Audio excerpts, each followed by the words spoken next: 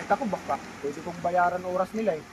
Kung oras lang din nila, Hindi kung naman hindi kasi nyo para kaya tayo makakapasok basta rito. Pare may oras niya ang pasok dyan, alas 8.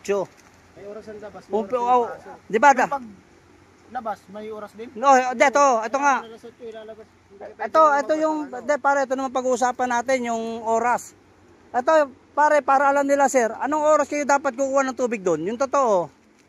Alas 4. Kaya na ba yun? Mapupuno yung 4 na drum? O kaya nga kaya nga tinatanong ko nga, anong oras dapat? 3:30. Dapat nga, alas 2 lang sir eh. Tapos dun sir. Hindi pare, di pwedeng alas 2. Wala nang magagawa yung truck. Alas 3 sir. Alas 3 pwede. Oh, ito. Pre. Ito yung isang truck, yung malaking truck, alas 3 magkakarga ng tubig, no? Kung magkakarga siya ng tubig, dapat, anong oras siya alis dito sa site? Kayo, tingin mo lang. Hindi lang din. Huwag tayo sa depende, halimbawa, 4:45. Pag sinabi ng truck O 4:30. Kasi ganito kasi sabi ni Sir Larry, halimbawa nagkakarga ng tubig tong yung big truck natin, pag malapit lang mapuno, tatawagan ko to yung small truck, no? Siya ang susundo sa inyo dito, makita-kita kayo dito mismo sa tatayo natin. Pagdating niya, sasakay na kayo. Kung gusto niyo sa labas kasi kayo no? Sa inyo lang naman no? Sasakay kayo, bababa kayo sa gate, lilipat kayo dito sa big truck. Pagdating sa big truck, dadalhin na yung tubig doon, kasama na yung mga tao mo. Ganoon na lang, ganoon sabi ni Sir Larry. Ngayon, sasabihin nyo sa kanya kung anong oras kayo susunduin dito. Kung 4:30 ba ng hapon, 4:20, 4:25, 4:35, 4:40. Anong oras out ba nyo? 40 kayo doon. Dapat alas 5. Lang. Oo, alas 5 lang. Kahit alas Wala kaming overtime eh. 4. Alas 4, sunduin na kayo dito. Pwede na yun. Kasi magtutubig ka pa, di ba? Anong oras na, ano yun? Hindi, siya magtutubig siya. Pwede kayo sunduin ng small truck dito ng 4:30. Kasi pare, kung alas 4, baka malaki-laki din yung mawawala sa oras nyo. Sayang din yun. Oo, pakiawang kayo, pero sayang din, di ba? 4:30, sunduin kayo ng small truck dito. Sir, pwede ko naman dito na sila sunduin pagkatubig ko. Pupuntahan ko na lang sila dito. Para isang truck ako na Oh, gano'n na lang. Kaya na ginagawa natin dati. Total, tanaw nyo naman yung truck dito, pre. Pre, kayo. Pag napasin nyo na yung truck dito, yan no, dyan sa taas na yan, no. Dyan sa taas na yan. May busina ba yan? Oh, meron. Oh, huwag kang sisigaw, pare. Bawal may sumisigaw dyan eh. Sisitahin tayo dito. Kasi may bahay dyan eh. Busina ka lang, tapos lingon na kayo. Bigyan mo sila ng mga 5 minutes, 10 minutes. Tawagin nila yung mga kasama nila. Akit na kayo doon, tapos sakay na kayo. Hatid na kayo doon. Okay na sa inyo yun. Paghapon.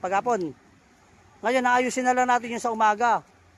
Kung hindi tayo magkakasundo-sundo ngayon, siguro sa Biyernes, kay Sir Andrew, maayos natin yung pasok ng umaga kasi yung oras din ng truck. Sa driver, iniisip ko kung paano no? Basta final na tayo sa hapon ha. Pagka nagtaakarga na siya ng tubig, pupunta siya dyan, sa taas. Akit na lang kayo dyan, lakarin nyo lang yun, no? Yun na lang sa hapon. Mahirap kasi yung, sa akin lang naman sir, hindi lang sa pag-ano. Mahirap kasi yung magbabayanihan tayo sa ganitong sitwasyon ng trabaho eh. Yung araw-araw ka maglalakad, tuwing hapon, pagod ka na sa dapat sinabi na lang, mag-stay out ka na lang. Yung pang mas maganda dyan. Sige, huwag ka magkala, send ko naman sa kanila to, tapos sabihin mo rin sa kanila, Oo. Adi mamaya. Sabi ko na rin yung kay Sir Andrew eh. Mamaya, susundin kayo dito, 4:30. Ganyan nangyayari sa amin dito, sa 3 grupo, nagbabayanihan. Tapos pag dating sa yung iba nagre-reklamo. Tapos ngayon nagmi-meeting. Ako lang yung nagkukumin. Mahirap yan. Asan yung grupo mo, Michael? Kayo, anong sa inyo? May ba kayo? Wala, okay lang sa inyo, lahat. Kayo, Wilson, okay na sa inyo? Wala naman kami. Pero sa inyo, ang problema nyo lang yung Hindi rin kayo saksakan ng cellphone, no? Hapon sinusundo minsan kayo dyan eh. Ay, may kontak kami kasi sa kanila. Ayun na nga, Pag-ikot nila doon, kinokontak namin. Ayun na nga. Dadaan sila.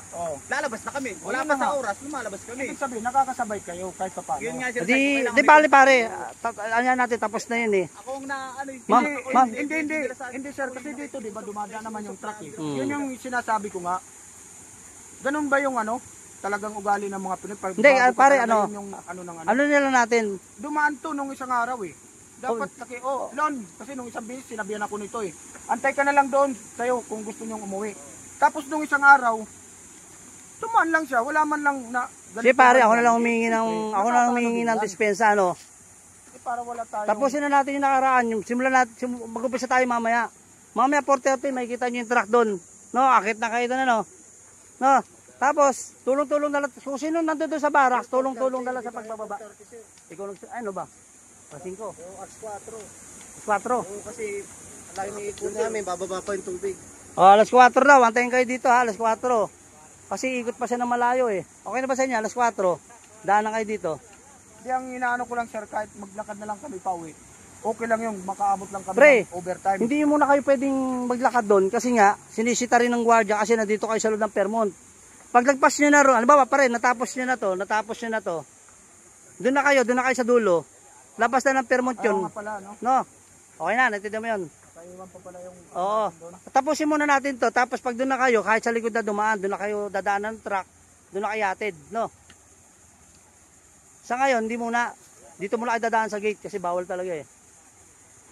Sisitahin kayo ng gwardiya. Kinausap ako ng gwardiya eh. Okay na, Marlon. No, sige sir, wala namang ano ba. Maganda nga yan, nagkaka... Ano, hindi yung... Ano pa ba? Tago-tago yung...